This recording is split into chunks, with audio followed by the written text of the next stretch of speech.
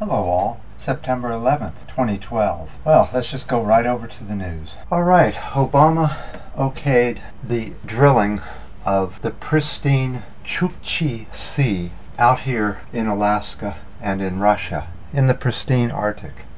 When he okayed this, I didn't understand it. First of all, I thought this was Alaska. I thought he was drilling over in here. That's where I understood it. When I looked into it and found out that he's drilling over here, I thought that's very strange. So I looked up what this sea was. It's a shallow sea. It's where most of the polar bears in our Alaskan polar bears live. They apparently swim back and forth between the floating ice and then back to the coast over here.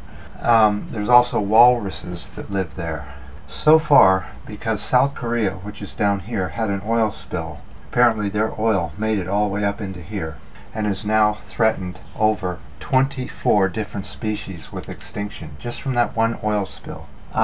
Mostly birds and fish. But don't forget the whales come up here and do their thing in the summer. They get into the mud and they sift the mud for krill, which they feed on. The oil is now mixing with the mud, of course, as you'd expect, because there's Crexol in it. And the whales are losing weight along with the polar bears and also many other species up there. Why, Obama, did you want to drill so badly up there?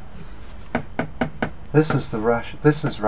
This is the US. This is the line that divides us. We're drilling 70 miles offshore, very close to the line. Apparently the oil is all in this area, in these shallow seas. They're drilling 14,000 feet below the sea surface with these exploratory holes. If we have one bad oil spill up there, the entire ecosystem will probably collapse. One of the worst places you could ever drill. This sea produces more food than any other seas on the planet right now. Before this sea was the number one, the last sea was the Gulf of Mexico. You know what happened there.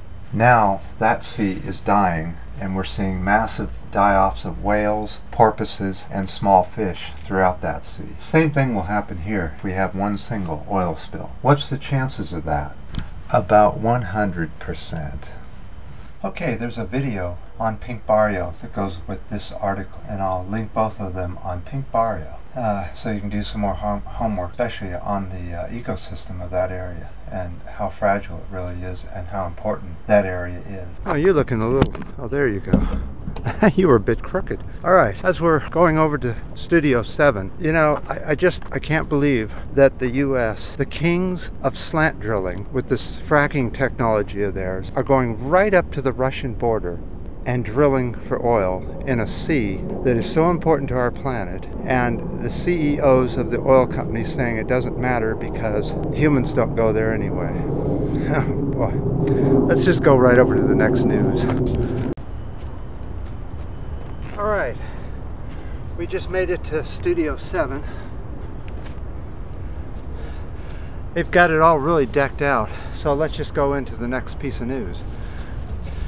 Okay, the next piece of news comes from the British government. It looks like their environmental ministers have decided to give up on their wind and alternative power ideas and instead turn to fracking. Their reasoning is that it's just cheaper to go with fracking, and the technology is already out there from the US. I guess they haven't learned that fracking is short-term, high impact, destroys the aquifers in your drink. That's your long-term drinking water, and it takes so much toxic chemicals to get the stuff out. You know, why? You can actually build whole buildings that turn with the wind and produce electricity, a lot of it.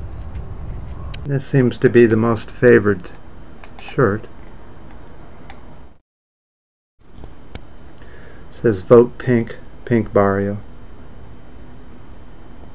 This is one of our most favorite selling buttons.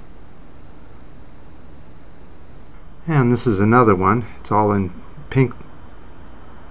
Has lots of pink layers on it.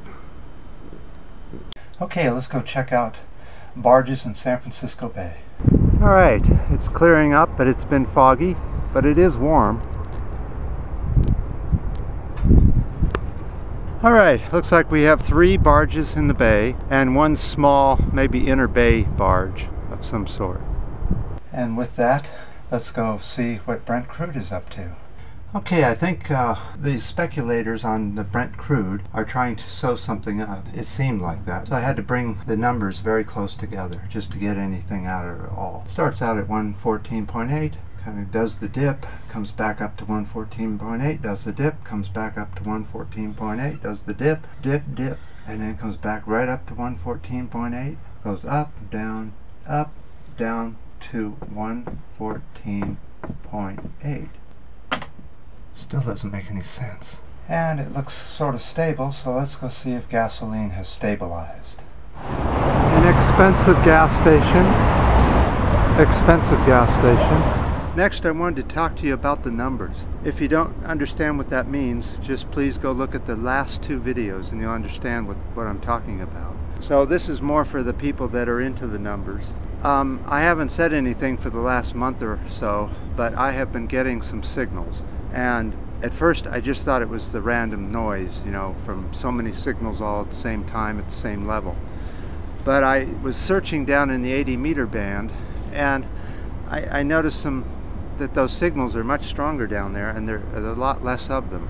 So I kept getting these signals in pictures, just bits and pieces, and I decided to kind of pay attention to it, and this is what I've sort of found out so far.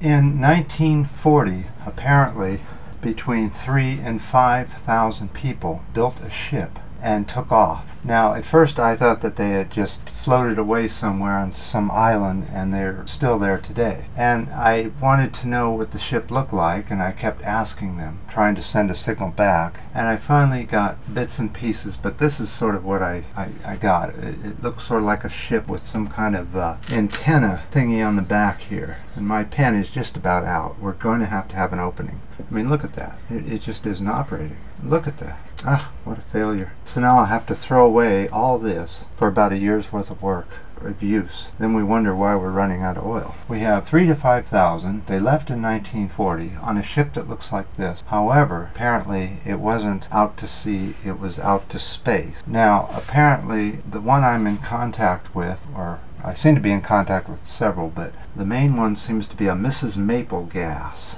That's the only name I can get so far. If you guys are getting any kind of signal, let me know what's going on, and I'll keep you up and we'll see what kind of signals I get next. So it looks like Miss Maple Gas will be our spokesperson for this group of people. So you'll just have to, I'll keep updating you when and if I get any signals. Now, if you guys have gotten any of these signals or are getting any of these signals, let me know, and maybe we can piece them together and find out what's going on with these people and where they are and where'd they end up, or are they still floating in the middle of nowhere. One more note, I appreciate all the new subscribers, all the people that are buying the pink barrio, like the shirts and the buttons. It's kind of funny. I'm waiting to see what happens when two people meet from pink barrio, whether it'll be a real nice meeting like hugs and besos and that sort of thing. Let me know any thoughts you have and anything on the numbers. Peace.